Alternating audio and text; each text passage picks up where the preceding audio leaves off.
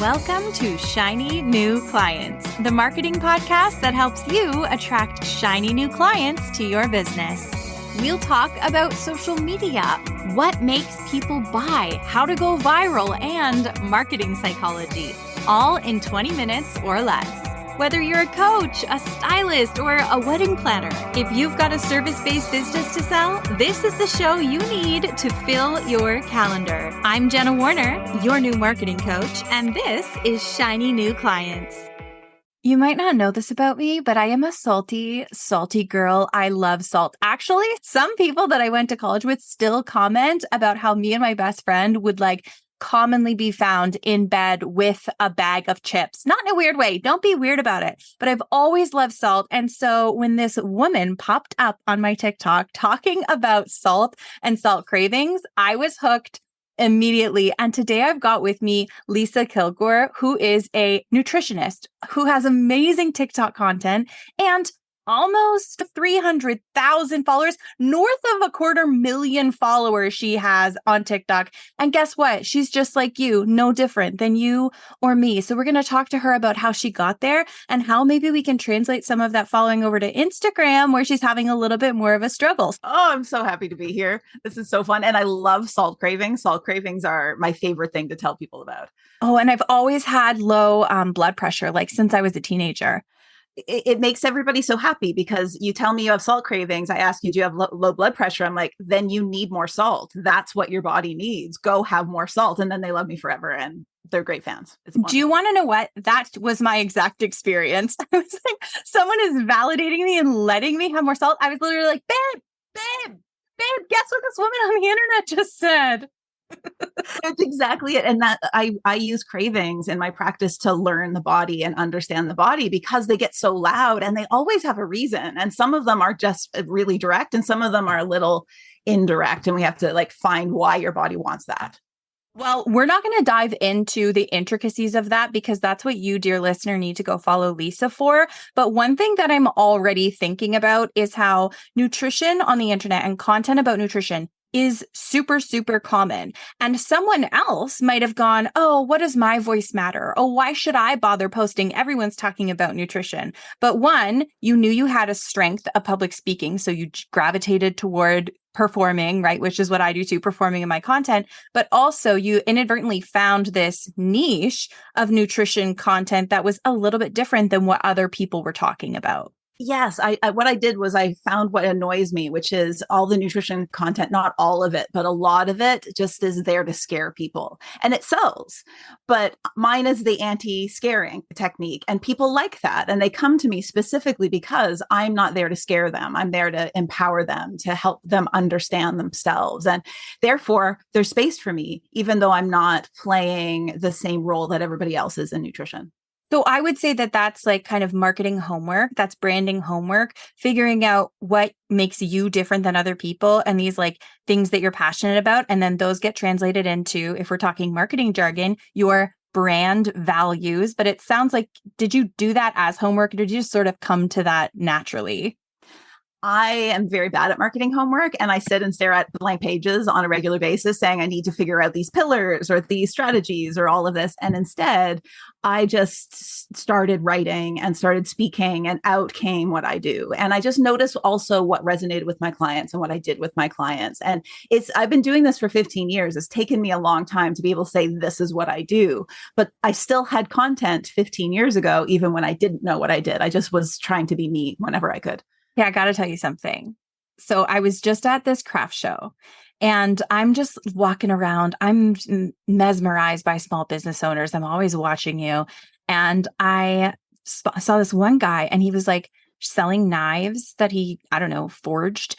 And he's like, I only heard a fragment of the story. It was so I've got this knife and it didn't have what I wanted. And I thought I could make that. And then he started making knives. And I was like, oh, an origin story, huge for marketing. My brain's like, does he know he's doing it or is he just telling his story? Then I went over to this skincare person and she goes, so this company was made by a mother-daughter and it's all natural and, environmentally friendly. And they've partnered with some other mother-daughter companies. They all have the same values. She led with a value statement without even telling me like what the product was going to do for me or why I should buy. She led with values. And I was like, oh, interesting. I wonder if she's doing that on purpose. So I think sometimes people like yourself just have this innate understanding of marketing. And so you're sitting here telling me, and before we got on the call, that you're like bad at marketing, you're bad at doing your marketing homework, when really it's just that you got to kind of play 1-2 skip with you because you had really impeccable instincts.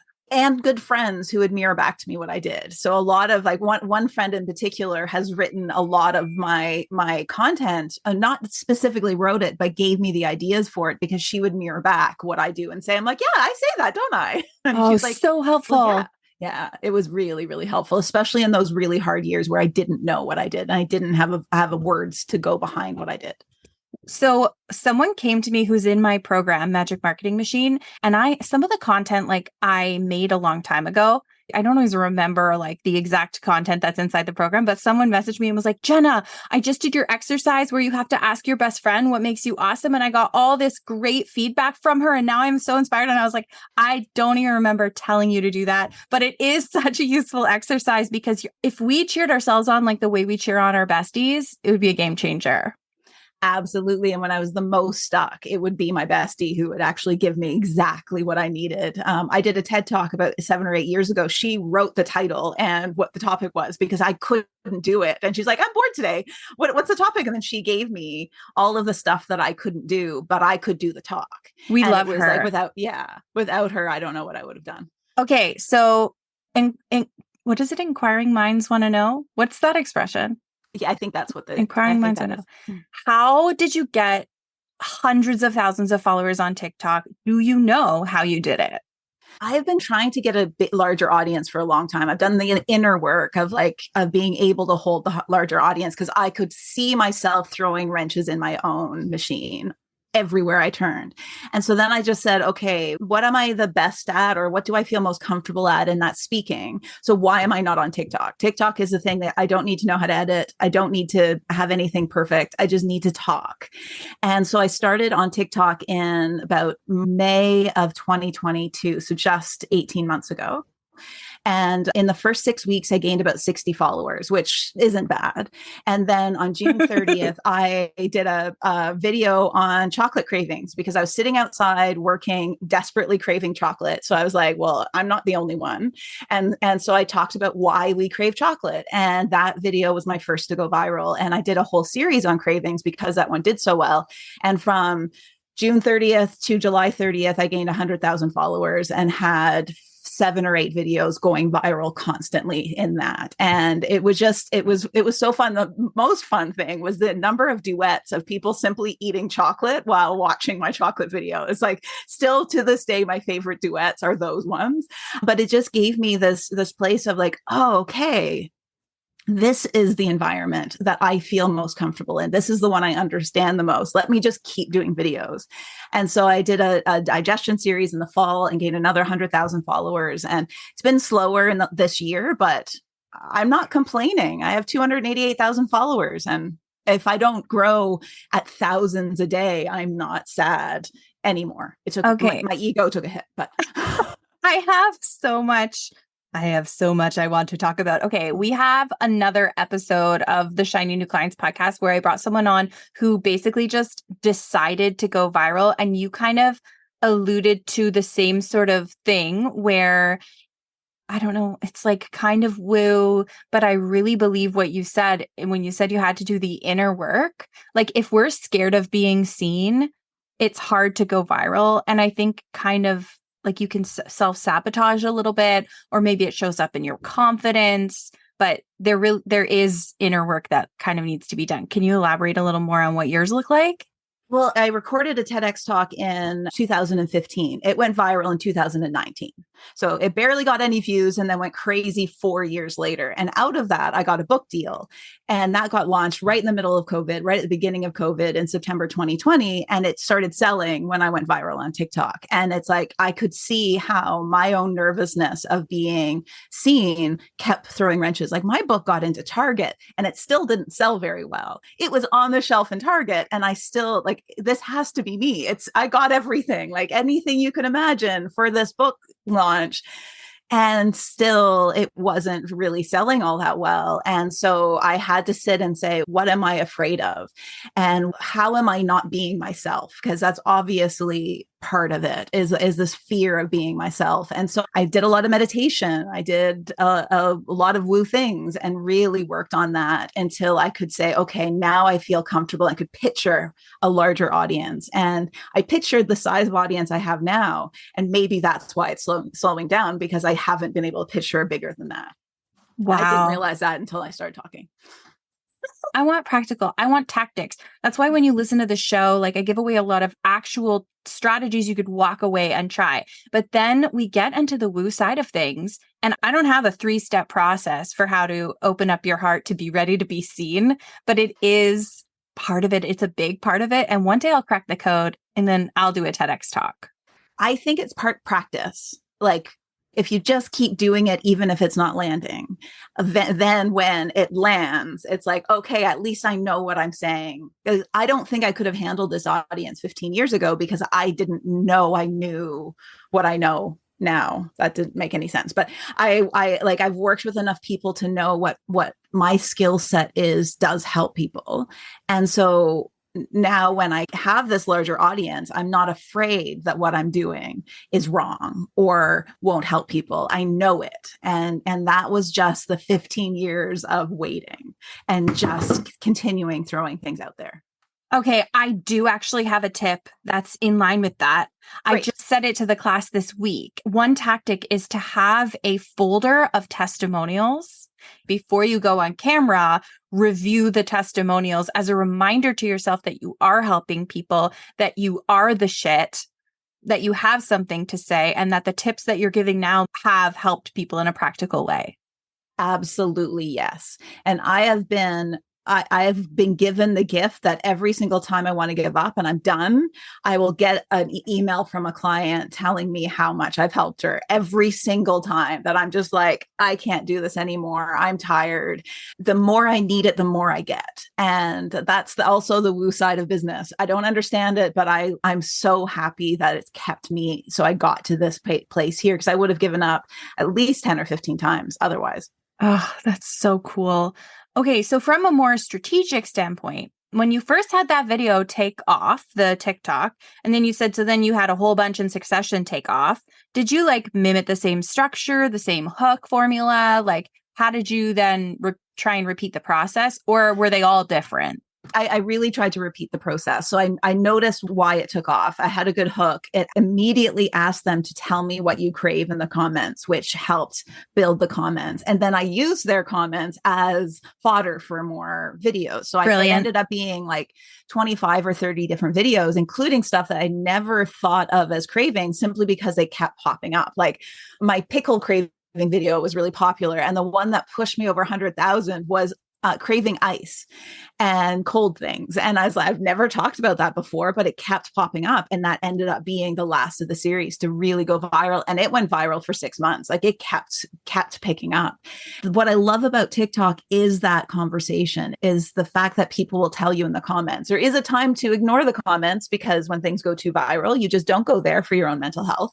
But at the beginning, it's gold. It's absolute gold. And when I asked people for comments, that really pushed things forward. It was a very practical solution to, I want to repeat this.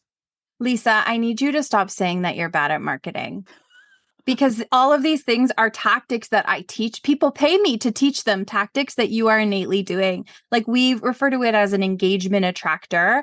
When you tell people to comment something very specific, that's also fun for them to comment. Like a lot of times people are asking questions that like aren't super fun to answer, but you asked a question that's really fun to answer. I would say, sour cream and onion potato chips and a heartbeat in your comment section, which then gives you more comments, which then drives the algorithm to show your post to more people. And it gives you built-in content. Like all of these things you're doing are so smart. What makes you say that you're bad at marketing? Because I don't, they're usually a fluke to start with. So I did that first video and then had to analyze it. And when I post those same videos on Instagram, they flop. Okay. Completely. Is it a fluke though? Because you were saying you've got to just keep trying and showing up and showing up and showing up. So like, is it a fluke, or is it that the theorem is the 20th video cracks the code? like when you're brainstorming and you try and think of 30 titles to something, it's like the 29th title that it is suddenly genius. Yeah, sometimes, but I've been doing this on Facebook and Instagram for 15 years and I have never been able to crack it. I have no idea what I'm doing there. And I don't go in with plans. I think that's a major downfall of my overall marketing is I don't know what I'm going to market next week. I don't know what my email is going to be. Like, I don't have that plan and structure that I've been taught is necessary for marketing, which is where I'm bad at marketing comes from. Okay. Okay. Sure. All right. I guess. So a lot of small business owners, I would maybe venture to say most don't have a plan for what's coming up. I've actually had to structure the agency side of my business where we manage people's social media for them. Like one side of my business, I teach it. The other side, we manage it. I've had to structure it around the fact that most small business owners don't know what's happening in their business next week. Makes it really hard to work with an agency. And usually when we start with people, one of the things that excites them is we show them content for next month and they're like, oh my God, next month's done. Like how impressive. They're so excited that they're finally ahead. So I think that is totally normal, but we do want to start to look ahead and we do want to also look backwards like you have been. Oh, why did that work? Oh, how can I do more of it? And also I think by planning ahead, it helps you to maybe repeat the messaging that works more instead of getting excited by something new and like shifting directions when what you were doing was working. So there's definitely benefits to it. But when we're service-based business owners and we are the face of our business and we're making content, it's a easy trap to fall into to not be planning ahead because so much of it is based on our own energy levels. So I wouldn't even say it's bad. It's neutral. It is a fact. Those are nicer words that I need to play into my head. And I could see just by planning ahead, just like the bandwidth that goes into making content would be less because I'm not trying to reinvent the wheel each week or each time I sit down to record. Exactly. Like in Magic Marketing Machine, we create a content strategy. And the idea is you refer to it all the time. And then once you get to the bottom of like your giant checklist of ideas, you can theoretically go back to the top and do the same thing again, not throw that strategy away and start fresh. It's like, no, literally just repeat yourself again. Keep repeating your key points. That thing that worked, repost it, do it again. And then also follow the energy when you have a good idea. That's brilliant. I need to do that. That's like, because I can see that's doable. It's like, I only have to do it once. Yeah, exactly. Until it's boring. And then if you're like, until it's boring, that's me too, because I'm a generator personality type. Are you as well? I don't know what I am. I always forget. I looked at it once and I forget. One of my like core values is fun. And like I'll sometimes go to do the dishes and like regularly I stop halfway. And Jordan is like so annoyed, like, why again? Why did you only do half and walk away? And I'm like, it's so boring. I can't. It's gonna kill me. I just cannot wash another plate. Okay, so I'm looking at your Instagram here and like I have such a simple answer, it's gonna like annoy you. But I almost think that you put more of your special secret sauce Lisa flavor into the TikTok content and you're being a little bit more generic on Instagram in trying to mimic the type of content that we see typically perform well on Instagram.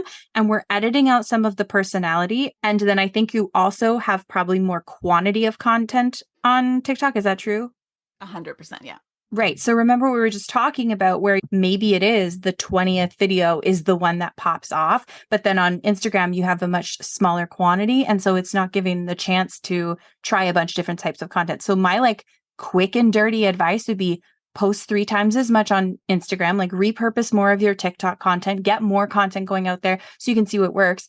And 2, don't feel like you need to look like anybody. Resist the old way of Instagram, resist that like perfection aesthetic that used to be cool in 2017 and just like oversaturate that platform with Lisa's personality.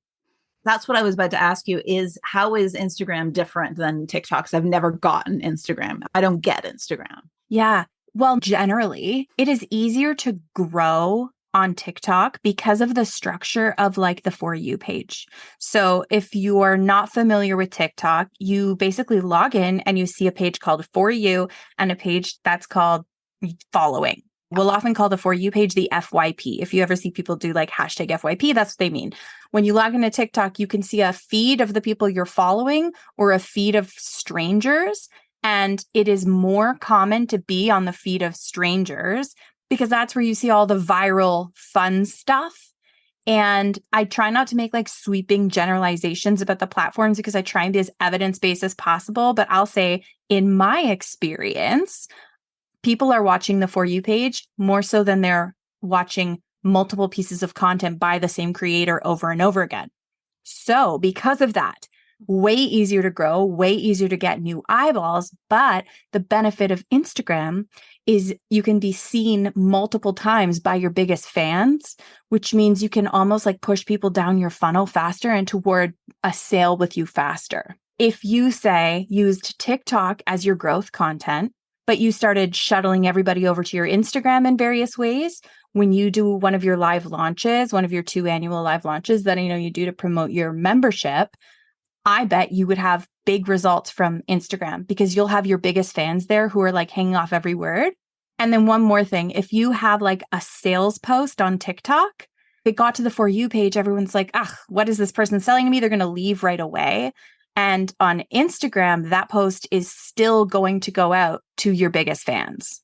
I think that's where like what's missing. That's the secret sauce missing from my marketing is that I haven't used Instagram to build mega fans. I use my email list for mega fans. Facebook, I've been there for a long time. I get Facebook.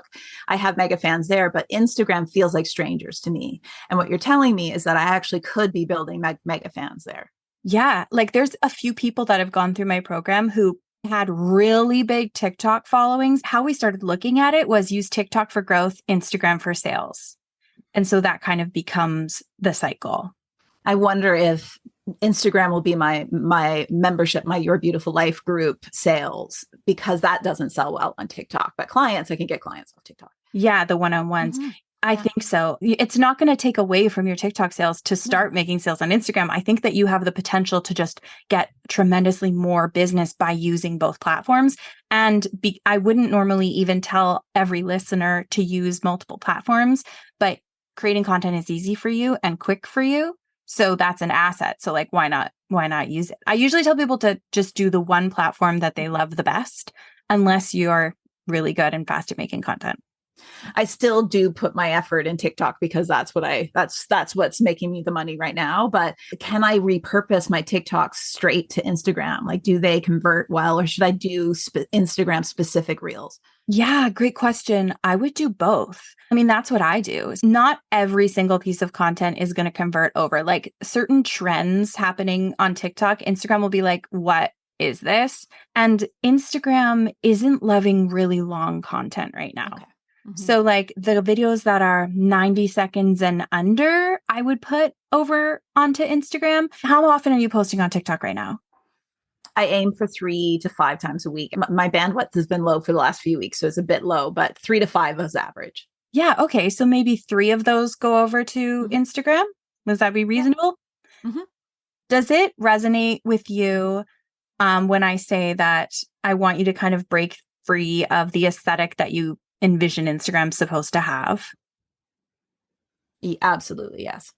That's what I don't like about Instagram. You're not alone there. Like even when I look at yours, like I have it open in front of me here, and even when I look at these stock images, I would honestly rather just see your face, like just more Lisa. I mean, they're pretty and it makes it look really cohesive, but I see you taking an extra step that takes more time. And I'm all about like eliminating all steps like that. And even like these beautiful photos of food, are you taking these in your main feed? No, I hire out my Instagram mostly. So I provide her with content. It's all my writing, but somebody else puts those together because I don't do pretty images very well. It's not my strength. I mean, have you seen my feed? I don't either. Like these are really beautiful. And knowing this is someone working to be professional for you, it makes perfect sense. So no shade at all to your social media manager. We've discovered your ability to talk to a crowd and riff and chat is your superpower. So I would just heavy lean into it. And for a little while, not even care about aesthetics or what it looks like. Okay. That's coming from someone who shows up with, at bare minimum, kind of clean hair. And your content is so friendly that when we started, I was like, oh, I feel like I already know you. My business coach was like, maybe you should try creating some more aspirational content. I'm like, okay, once a year, I will put on a nice outfit. But other than that, what you see is what you get. And people want that because Instagram was so perfectly polished for so long that you're not alone in resenting that. A lot of people resent that. And then a lot of experts would tell you, I think, that the reason TikTok blew up so quickly is because it was so much more authentic. And especially the newer generation, what is it? Gen A, Gen Z, Gen Q or STUV, I don't know what it is, but they want that authentic content too. Well, we want connection. We're human. And Instagram was the opposite of that to me because it had this filter of perfection that I can't create. It's not Screw it. For me. Screw it. And like, look at you right now. Like you've got a denim shirt on. Is it denim? Yeah, I think so. It's the shirt I wear in almost every video because I can just throw it on to whatever jammies I'm wearing. Like this is a secret of my content. You will see this shirt and one other shirt in almost everything. Hilarious. Yeah. Okay. I love that life hack. I just wanted to say, like, you're still showing up completely professional right now. What's not professional? You know what you're talking about. You're giving eye contact to the camera. Like, this is professional. We don't need perfect photos or like blazers to be professional. This is professional. You know what I mean? And that's nice to hear because doing a video on Instagram always made me feel like I was 20 years older than I actually am because it would just like accentuate my 46-year-oldness. Whereas TikTok has that nice, like, just smooths everything out. It just made me feel so much nicer. But you're right. If Instagram is no longer requiring that perfection, I won't feel as self-conscious when I feel like I look 90 when I not actually. There's nothing wrong with being 90. I'm 46. I don't want to look 90 yet. I hear you. I don't think that's a unreasonable desire. Yeah. Okay, so let's do some really quick marketing homework. This is some marketing homework that I make people do inside Magic Marketing Machine. Can you tell me why people should follow you? Ooh, people should follow me because I'll help them learn how to understand their own body so they no longer need to look for outside expertise to figure themselves out. Yeah. Google is a rabbit hole of misinformation. So come to Lisa instead and follow her on TikTok. And eventually you won't need me anymore. It's written in my business. Oh, I love that. Oh, the business coaches are quaking. I know. The business bros. Yeah. Okay. Is there anything else that you want to tell everybody? I have a book on dieting, freedom from the bewildering world of fad diets. And I have a group program. I do one-on-one clients. And if you want to see me, find me on TikTok. But if you want to see me attempt to grow into me on Instagram, follow me on Instagram. Yes. Okay. So who is the book for? How do I know that I'm right for the book? The book is for people who are tired of dieting, but they now don't know what else to do. So if you've dieted in your life or just been surrounded by dieting culture and you just simply don't know what is healthy and you want to tune back in with your body and make friends with your body and know that it's there to keep you healthy, that's what my book is about. It breaks down food politics so you no longer are as influenced by it. It breaks down the dieting industry and how it has tried to manipulate you. And then the half of the book is how to tune back in and learn what your body is trying to tell you. There's a whole chapter on cravings, which I'm also giving away right now. You can go to my website and get that chapter and download it for free. Lisa, I have really good news. You just did like a week's worth of marketing homework. That's great. I don't have a week to do it. Thank you so much for being here. That's all for today. We will see you next week.